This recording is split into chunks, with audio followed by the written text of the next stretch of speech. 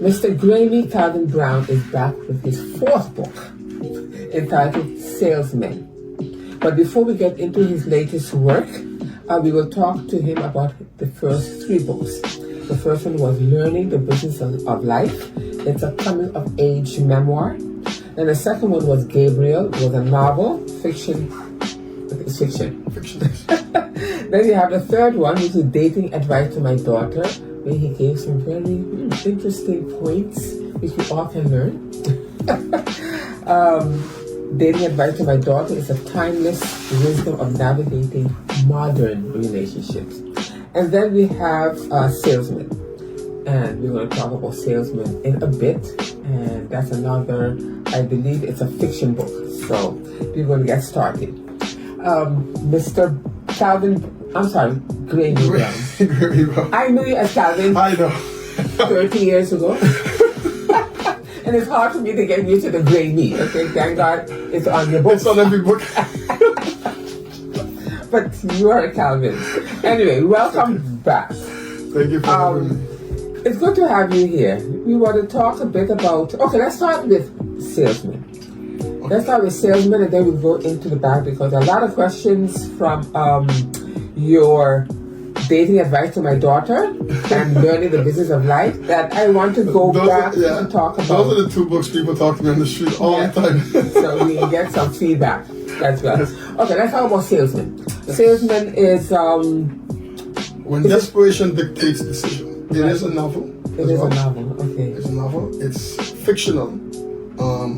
There is a character in the story that is real. She is my niece. And basically her personality comes alive. Mm-hmm. Everything that I read in the book about her is literally her personality. Okay. It's just who she is. Why did you choose her? I'm sure you have an interesting family. Yes, but it was based on what the story I was writing. I needed a girl. You saw her? Right, and I saw her. She is the type of girl that you would say is approachable.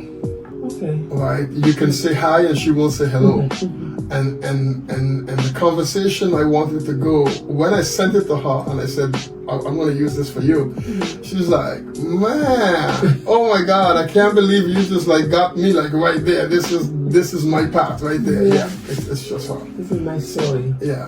Okay, so let's do Salesmen. Salesmen, and I have it here. It is in the sweltering heat of Central Florida. Two boys from privileged upbringing embark on parallel journeys toward the American dream. What is the American dream?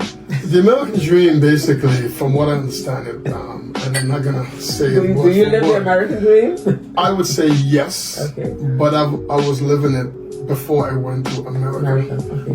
And the American dream is basically you grow up, you whether you go to college or you don't, you become an entrepreneur, but you basically mold yourself into becoming what you want to become, whatever that is, to where your life can be comfortable. You have a wife, a house, 2 kids, a dog, and a picket fence. And a white picket fence, right?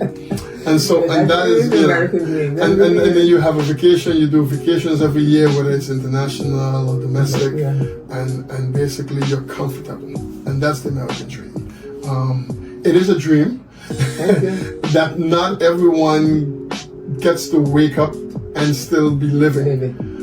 But it is one of the beacons, because when you look at all the other countries in the world, nobody has that dream that everyone is aspiring or say they're aspiring, or basically it's pulling them to that country. You know, we have sun, sea, and sand. Sun, sea, and sand. That's what we use to pull everyone here. But there's not a populous Samaritan dream. So, but life is different. There's more. That's why a lot of people go to the United States, because they can live their dream. It's open for everyone. Everyone. It's capitalism. Yeah. You know, so there is no limits of how far you can go, and that also comes with its problems. You know, and that's what happened with these 2 boys. As they're both going after the American dream, because their parents had the American dream. Right. And so they are shooting for the same thing. You know? Okay. So they got the privileged background to feed from. But they both were advantage. One was had advantage, and one was disadvantage. No, they were both pretty much similar. And then their lives actually went parallel. They both went into sales. So that's why it's the salesmen. They both became salesmen, and everything was going good. And they crossed paths 4 times. And each time was more consequential than the one previous. And then they had, great interactions. But then something happens. Something always happens, right? And then you go past the story 4 years after, where they meet for the 4th and final time, and it's in the middle of a bank robbery that went wrong. Interesting. Interesting. And that's where everything kind of unfolds. And then we give it a background of what their life were who they were, what happened in those 4 years that makes everything that's gonna happen in the book within the bank. Because if you read more below, it says, though 4 faithful encounters, their lives become increasingly entangled, each meeting more consequential than the last, as one man's rise to success mirrors another man's descent into darkness. So by the time they meet again, that's what transpired. Because there was 4 years in between since their last meeting. So their 4th and final meeting now, you're in a situation where no one is their normal self. If you're in the middle of a bank robbery, if you're in a bank and it's being robbed, and the bank robbery went wrong, there's a whole lot of things that's just, But I like what you said here. You said when their paths converge for the final time, years of hidden resentment explode into shocking violence, forever shattering the careful facades that they have constructed. In one heart-stopping moment, long simmering tensions ignite into a confrontation that will leave both men forever changed. Yes. Come on, you gotta tell us more. So again, you're in the middle of a bank robbery that went wrong. You haven't seen each other for 4 years. One person's life kind of seemed like, wow, man, you're doing good for yourself. And the other one is like desperate. That's why it says, when desperation dictates decision. Because the more desperate you are, the more it influences the decision you're going to make. Right? So while you're making a decision based on what you're going through and everything is good and nice, for me, I just want to eat tomorrow, right? And the decisions I'm going to make, you're going to be like, what's wrong with him? And then at the end, it said the story serves as a stark reminder of how quickly the American dream can become a waking nightmare. Yeah. So while you're going for this dream, if you're successful with that dream, everything is nice, right? There's no problems at all. But when you're pursuing a dream and you get that far to where desperations make you start dictating your decisions, in the end, your life seems like a walking nightmare. The book isn't available yet for sale? Yes, it is. Where can we get it's already distributed in Semate. It's at Van Dorp, Van Dorp, both locations. Okay. It's at Adolphus Richardson. It's at Pineapple Pete. It's at Video Block in French Quarter. It's at Christian Bookstore on Emile Richardson Street. And it's at, I'm missing one. Christian or Family Bookstore? Family Bookstore. I keep saying Christian Bookstore. It's Family Bookstore. Okay, it's a Christian bookstore. Yes. And Anya Bookstore in Cul-de-sac. Okay. Anya in Cul-de-sac. Where the flags? Yes, where does the flags? The flags. Yes. The flags. Okay. I hope I didn't miss anyone. Okay. So it's all over. Yes. Okay. It's also the Samaritan Library for those who want to get it. Okay. Yes. It's also you want to borrow it, read it, and bring it back. Okay. Yeah. Now, I also know that you are writing a 5th book. Yes, I'm writing a 5th book. It's called The Catalyst Within. And that book is going to be out hopefully in June. I'm 7 chapters in. I have another 4 or 5 to go, so about another 100, 120 pages. And that's not a fiction, Now that book, like if you compare between the two novels I already have, Gabriel is a crime drama, and the story is being told from he is telling his story. The Salesman, that story is being told by me. So now you get all 3-4 different point of views that's happening at the same time. Versus Gabriel is just a single point of view. The Catalyst Within is a story where the character kind of comes alive and is born right as you're reading the book. And the premise of the book is a girl wakes up after 9 days in an induced coma because she was in a car accident. She was going through a green light and somebody ran a red light, and everyone died, and she's the only survivor. But in the police investigation, they found 2 guns in her car. One gun registered to her, and the one with the serial number filed off. And the gun with the serial number filed off is connected to 29 open homicides. Wow. And so, like SVU, NCIS, a bull kind of story. And so she has a lot of explaining to do. Problem is, she got amnesia. You're a good storyteller. I love it. I love the twists and turns. Yes. Yeah. And so as she starts remembering, that's where the book begins. The book comes to life there. And you get to read the book as she remembers what, where, when, how, all the way till the end. Wait, does she finally remember? I haven't reached the end of the book yet. I'm in chapter 7. Are you going to give her memory back? Yes, she's going to get her memory back in pieces, and then you're going to see how her life unfolds. And the things, the things that she goes through, the things that you're gonna see as it comes alive. Like it's almost like you're remembering the things with her. And you're seeing how everything goes around as of that point that she wakes up. Okay, love it. Okay, since I have you here, and we spoke about this book already, we're going to go through all of your books. And I know that you are being approached on the street, you're being stopped by mainly females. Mainly females. I get some males. I do get some males. Okay. Okay. I got a call from a male actually who was saying, I'm going out to date now and I'm applying the dating with a purpose. Okay. Yeah.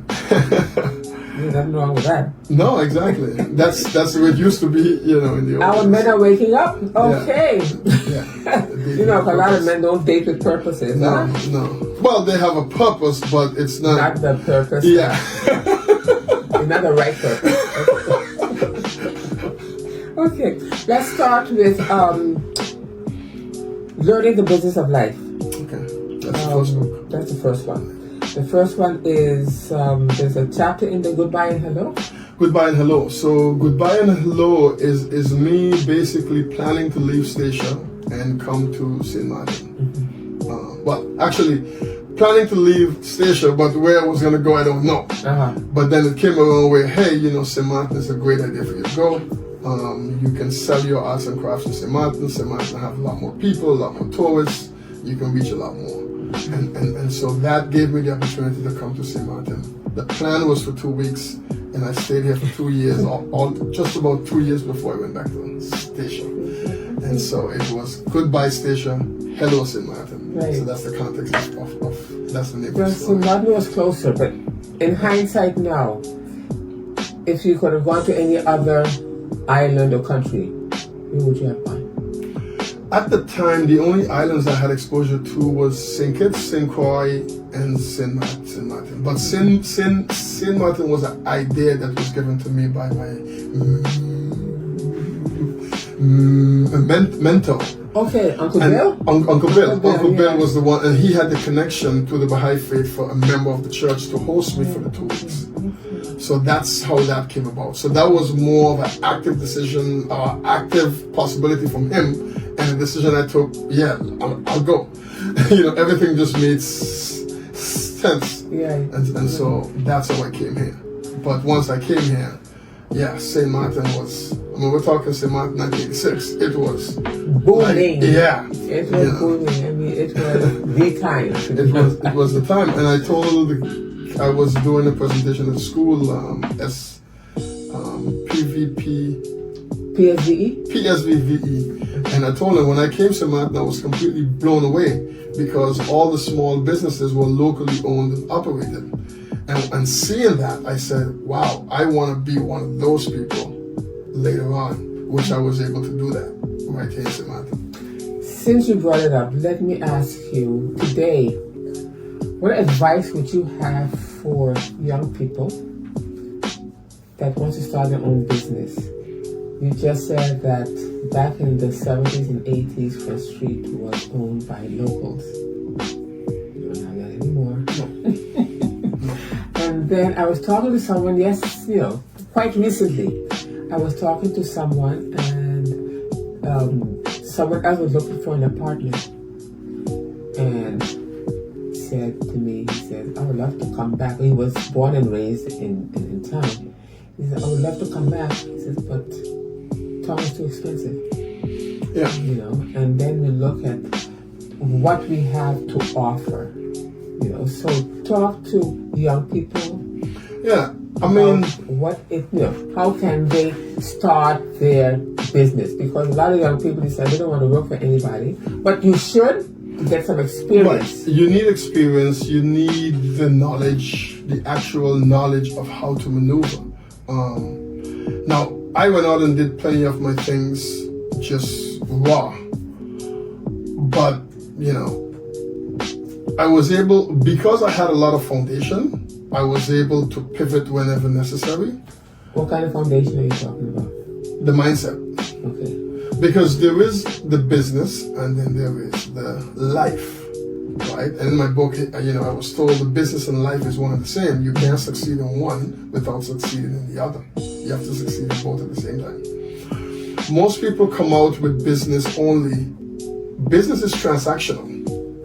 It's a transaction. And if you know how to do a transaction, you keep doing these transactions.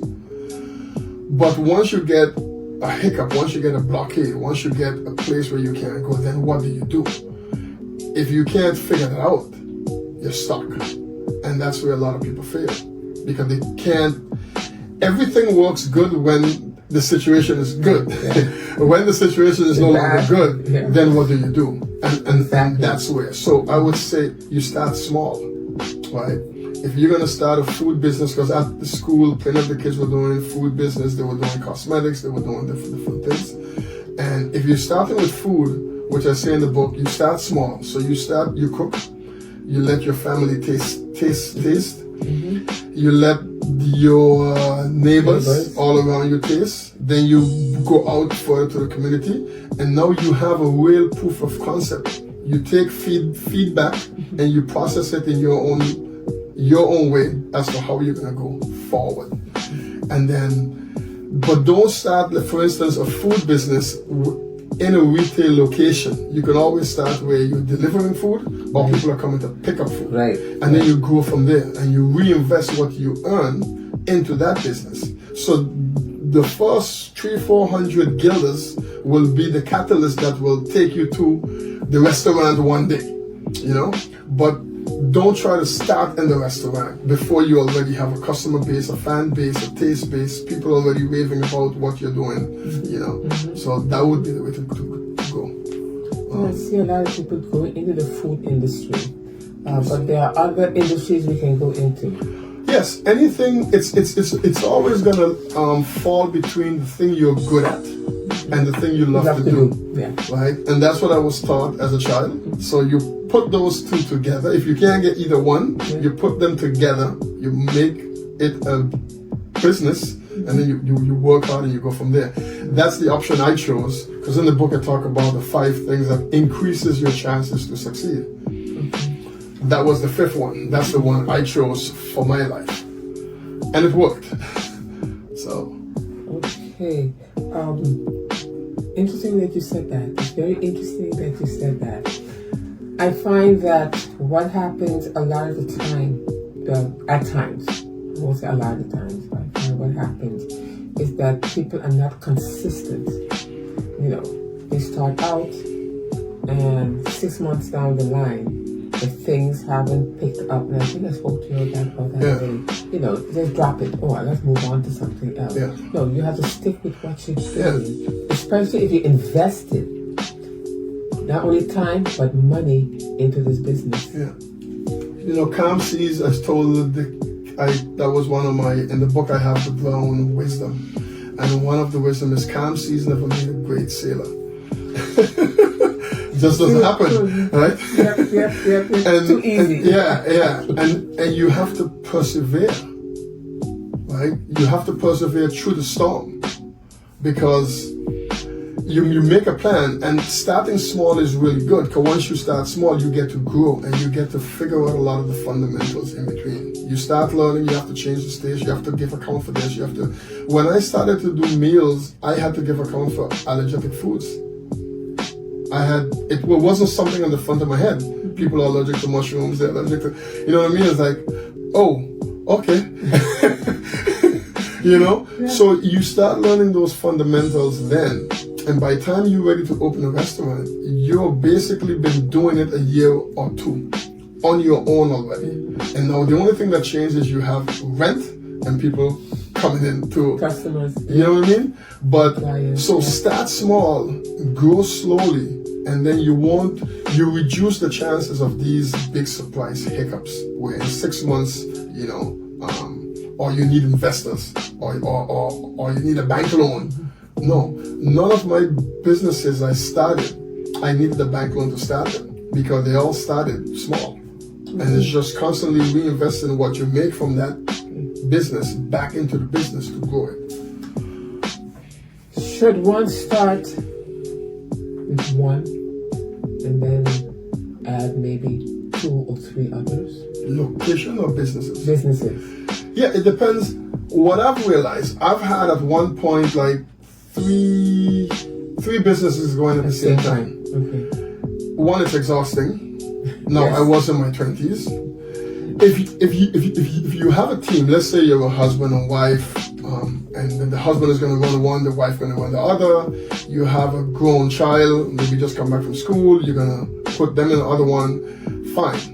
If you have the team and you can do it, fine. But what happens a lot, and what happened to me, is the main business makes everything, and you're using that money to reinvest in another one. Plug this hole and plug that hole, yeah. Right. Robbing Peter to pay Paul. To pay Paul. Yeah. What happened to me though, my entertainment business ended up, I didn't make a lot of money in it, but it ended up fueling the main business because of all the marketing that came with entertainment. And once I realized that, my entertainment became an extension to fuel the main business. And so the main business was boom. That normally doesn't happen. So if you have one business that actually can become a catalyst for the other, that's great. You know, it becomes an extension, it supports the other. You're not taking from here to just put in here, but you're taking the resources from business A to put in business B, but business B actually brings money back to business A.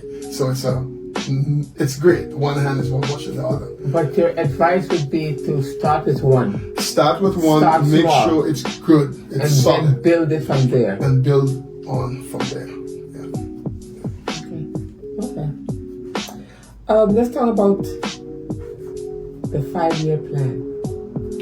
The 5-year plan was instrumental. I still do it. I had just started a new 5-year plan in 2025. You told me, I think after we spoke. Yes.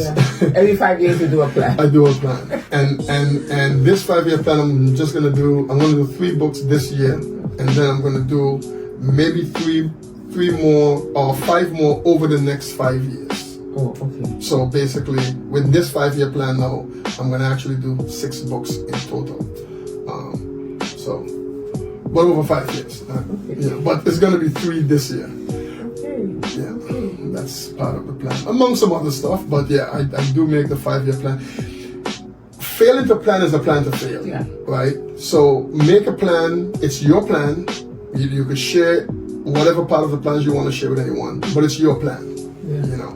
And where do you see yourself in the next 5 years? You have work, you have personal relationship, and you have also your personal growth. Where do you want to be? Do you want to have your house? Do you want to move out to the apartment? Do you want to go back to school? Whatever it is, have a 5-year plan and work it. break it down year by year.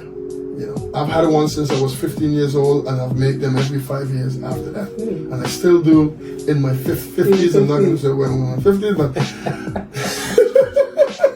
you have a lot of plans. Okay. Yeah. Okay. There's another chapter in your book, The Time. Talking about the time. The time. The time is about being punctual. Being punctual. Like yesterday, when I went to the school, I was there 30 minutes before. And the person that invited me, he came 2 minutes late. And I was calling him like, dude, you're supposed to be 15 minutes early, at least. You know. And I've been telling him that for years. He's still, you know. He hasn't caught on yet. Yeah, I use a reference to everyone. I'm like, oh, but I'm always there, but you know, the shirt wasn't ironed, then I had to get a shirt, and it was dirty, then I had to get another shirt. And like, if it was a plane that you had to catch, how often are you late when you're taking the aircraft? Because it's not waiting for you. Right? And if you could be early to catch a plane, you could be early for everything. Yeah. That's just it. There's no excuses. Yeah. But of course, that doesn't change us from making them. So let's talk some more about what advice you can give to people, because there's still people that have no respect for time. Yeah, that is something I always have to be. You can waste my money, but please don't waste my time. I can't get that back. What Uncle Bill did to me is, once I showed up late, he said, when you didn't come, I allocated that time to something else. And so that time for you is no longer available. Right. And I've done that a few times with people where they showed up too late and I was off to doing something else because you should have been here on time. Exactly. Yeah. So, and we have to start doing it, especially to kids. If you go to school, you show up late. You're marked as late. That's right. We need to mark them late. Yeah. That's plain and simple. And then because they're going to come out in the real world where when they are late, they could get fired. And they say, but it's not fair, I just show up late, it's only my second time. No, you got a job, you got to work from 7 until 3, you're supposed to show up at 7. You ever go work a half an hour after? No, you're supposed to show up at 7. The job is not 7:30 to 3:30, it's 7 to 3. If you're working in the food industry, you need to open at a certain time, because there's a lot of preparation gas stations behind the scenes. You know, and if you're relieving someone who's been there, that person may have obligations they have to go tend to, but your selfishness to say it's okay, I could work a half an hour after, you're inconveniencing that person. It's a domino effect. You know, so people need to show up on time for things that they're supposed to, that they haven't arranged time to meet for. Let's talk about still in learning the business of life. Heartbreak Hill. Talk to us about that one. Oh, Heartbreak Hill. That was my first heartbreak. Oh my God. Heartbreak Hill was me doing the right thing as a man, what a man is supposed to do, for love. And it was taken advantage of. So I was then what men will call a beta male versus an alpha male, you know. And I can admit I was, because until you get out in the real world and you start dealing with other males, you just think it's what your mom tell you, how your mom tell you should be as a man. And if you treat a woman nice, you should treat them nice, you should be kind, you should be, and then you meet someone who doesn't do the same to you, and you get eaten alive. And that's what happened. They don't reciprocate. They don't reciprocate. How did you break out of that? Because some people get naturally like that. Yes. You know? No matter how many relationships they get into, they're always the beta. It's a personality trait. So a couple of things. You can find someone that match more with your personality, right, versus who you want, that, you know, will tend to take advantage of you.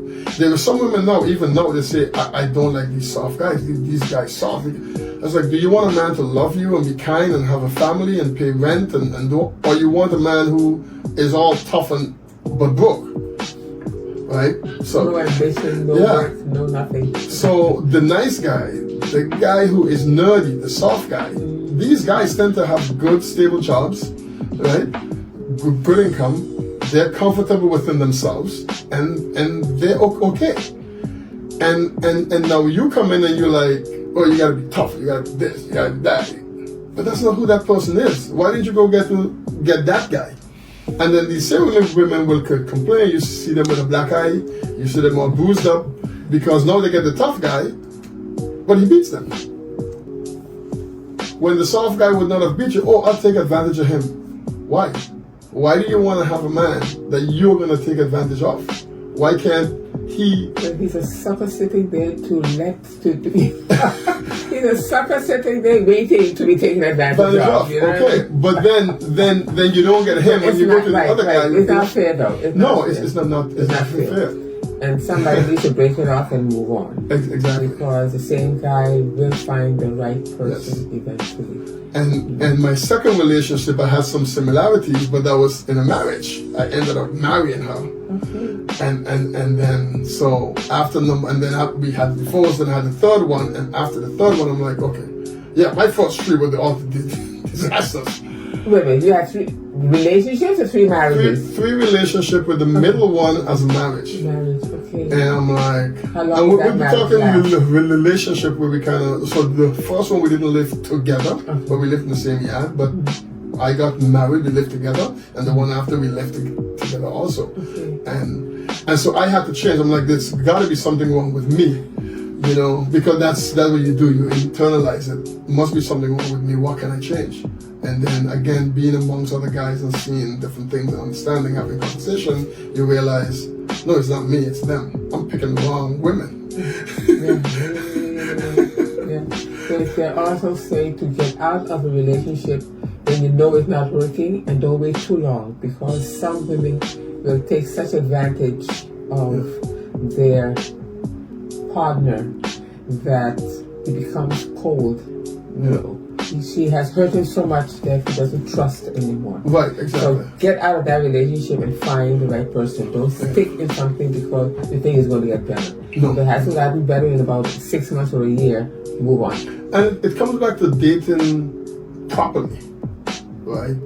That's the other book we haven't gotten there yet. That's the dating advice. Dating advice for your daughter, yeah. So in that one, I talk about a more proper approach for dating that gives you a lot more information to help you determine next steps. You know, before we just jump in because it's excitement, you know, all that. And then when you look, you're like, boy, if I know this 6 months ago. Okay. You would not have. Okay. Hey, hindsight is 2020. 2020, exactly. It's 2020. It's 2020. Okay, well, let's jump into the dating advice for my daughter. One of the chapters is called Daters for Life. What is Daters for Life? I can imagine. Daters for Life it's both ways. It's females and males do it. It's called the whole phase, HOE, happiness over everything. Okay.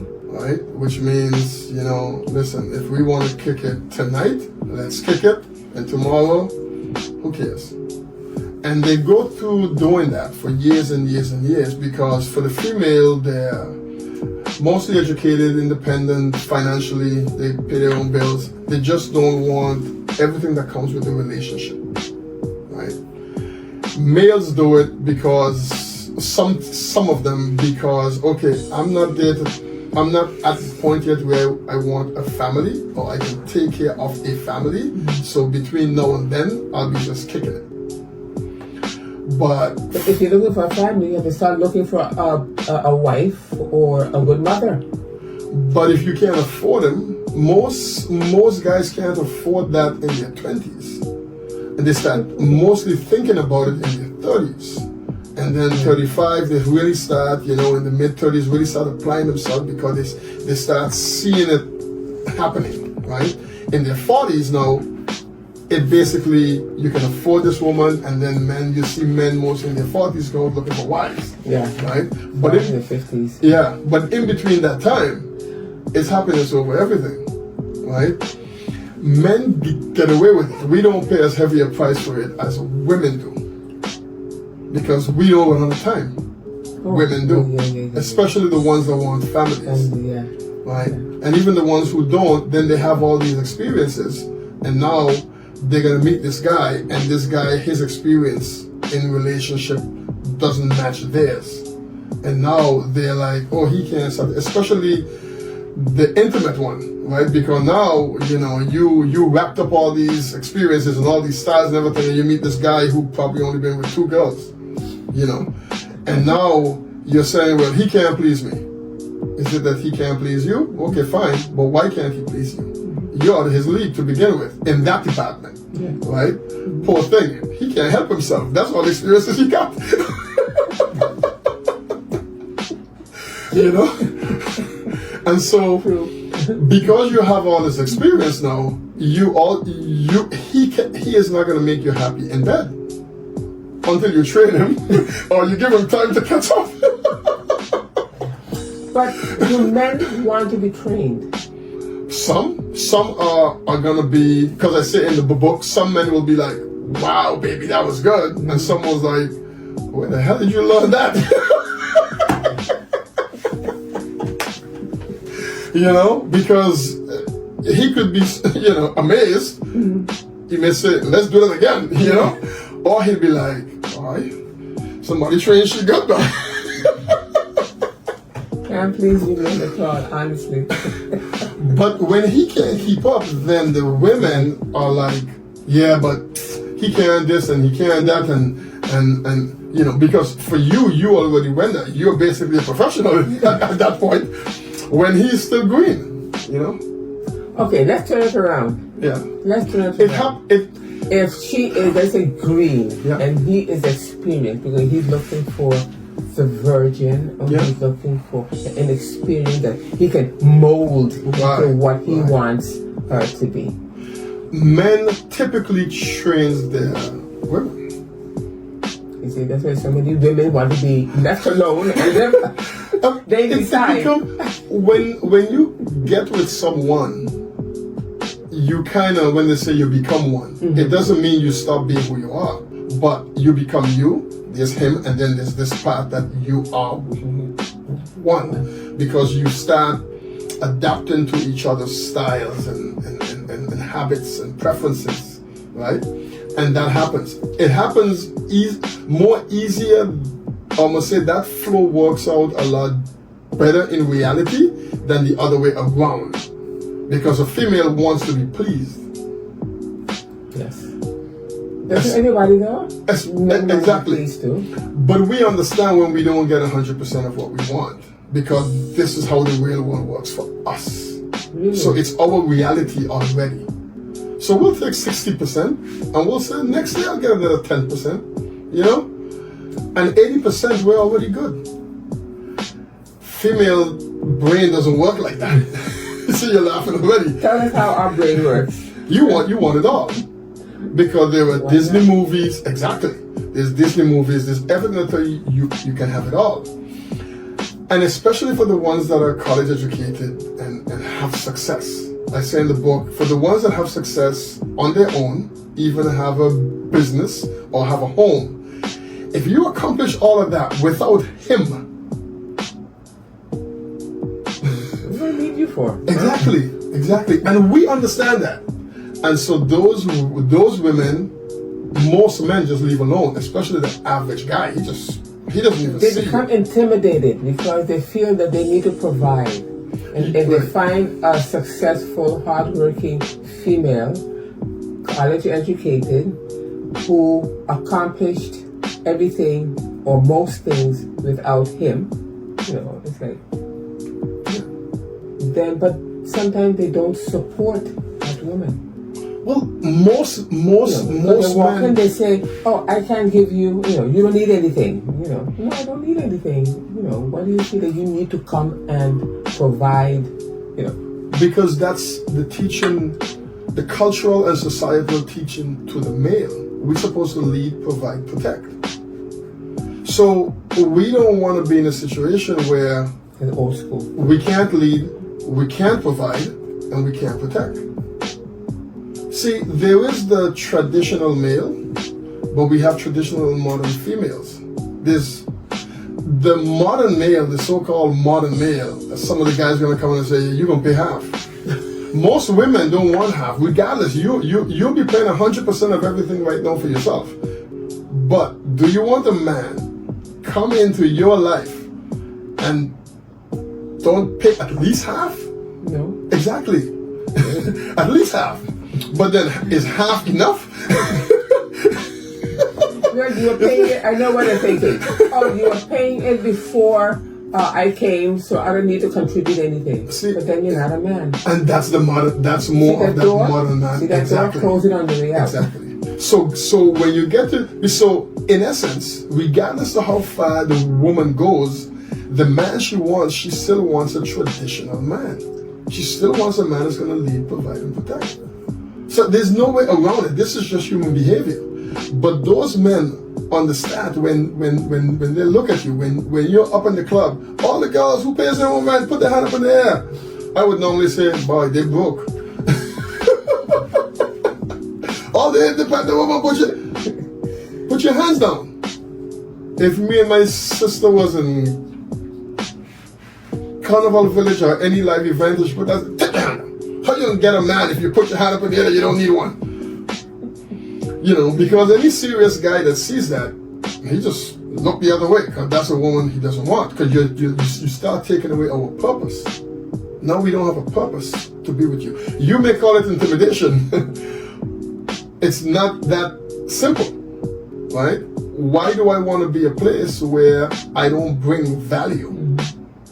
That's not how men function. Now, there are some guys that will come in and try to use you. They can live for free, they can do all of that. Yeah, they will use you because you have it all. They don't, right? So now you have to pick.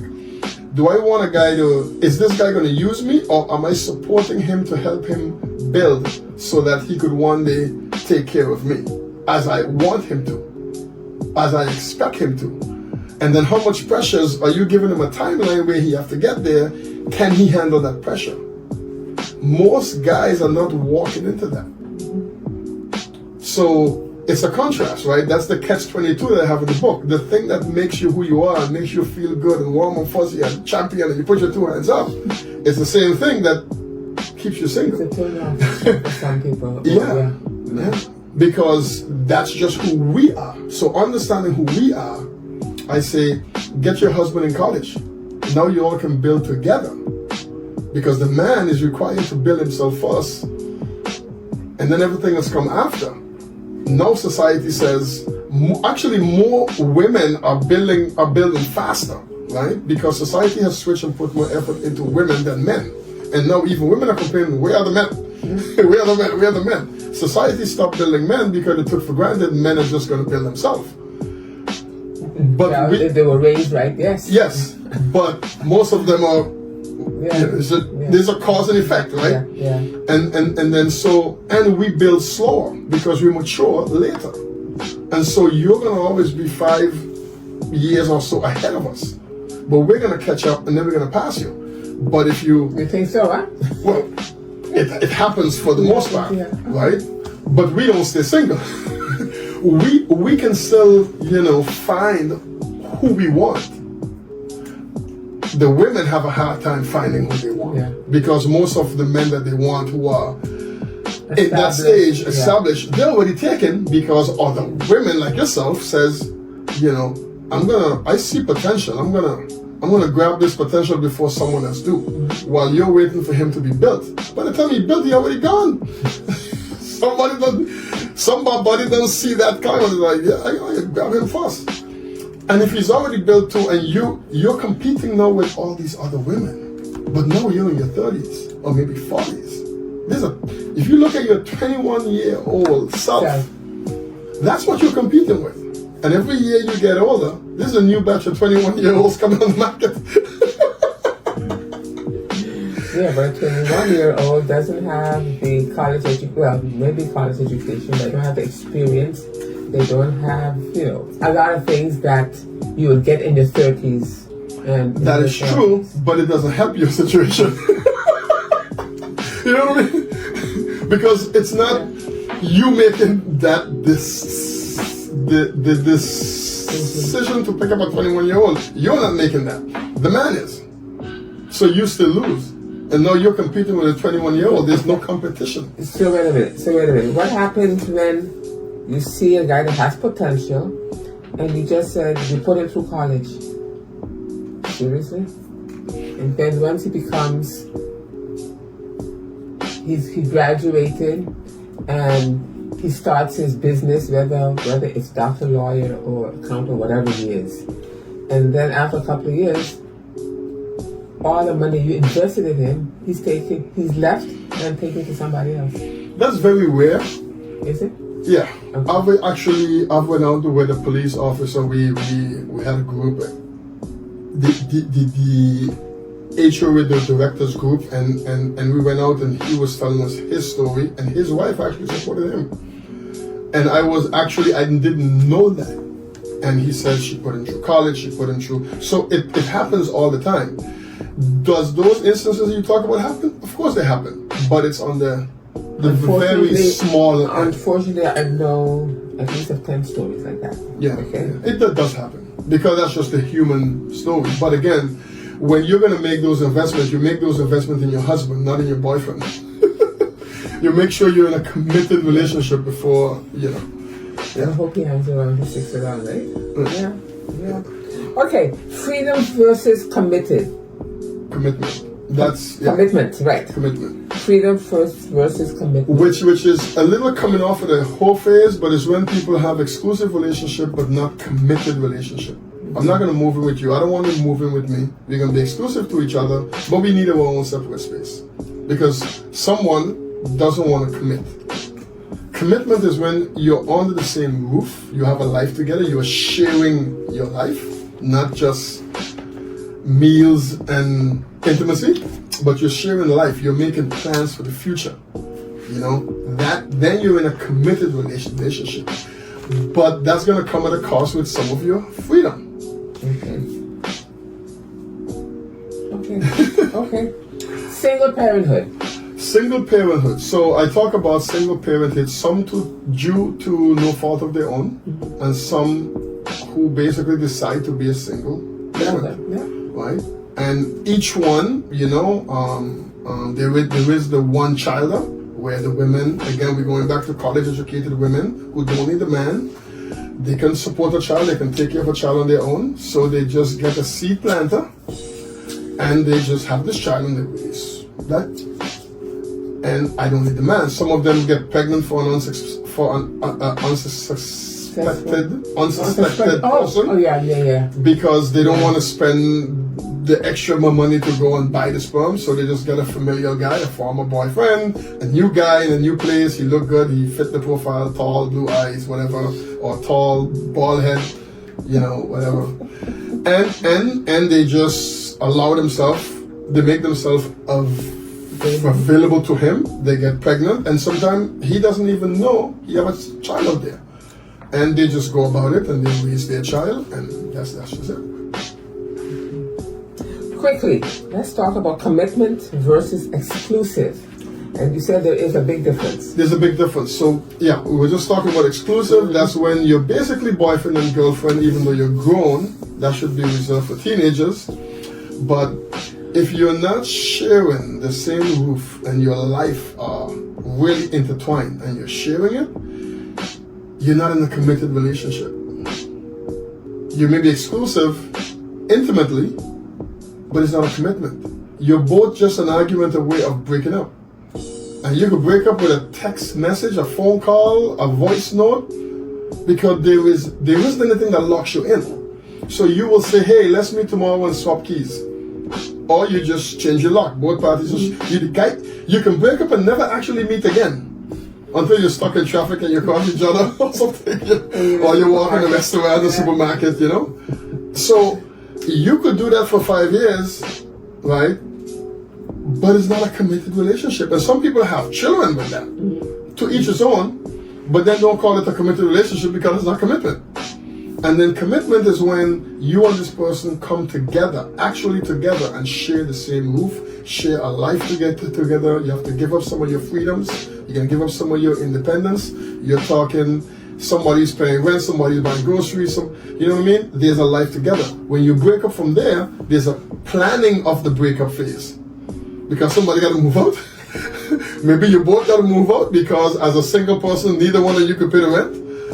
You know. So there's a lot more that goes along with a committed relationship, and most committed relationship leads to marriage, if that's what you want, of course. You know, some people just do it without marriage, some people do go into marriage. That's your call, but exclusive is not committed. Okay. They're two completely separate things. Okay. Did that work here? I've spoken to a lot of people who's like, oh, I didn't know that. And there's a lot of exclusive relationships going around pretending to be committed. It's not a commitment. You're one argument away from everything being over. Okay, so we did the dating advice, we did the... You didn't do Gabriel. You didn't do Gabriel? No, we missed Gabriel. No, we did. Okay, so that's next time. Next time we can talk about Gabriel. We go more in depth about Gabriel. Yeah. The time is always short when we start talking. I'm telling you, always, time flies when you're having fun, as they say. Yes, definitely. But, yes, I look forward to having you back. Yes, and I can't wait to be back. I'm going to be in Stacia doing the launch of Salesmen next week. And then I'm going to come back and then we'll continue launching on St. Martin. But the book is doing very well. I had to get some more books sent down. So, yeah, so it's great. I love it. Good. Can't wait. We can talk again. Thank you, Valery. You're welcome. And with that, everyone, we've come to the end of the program.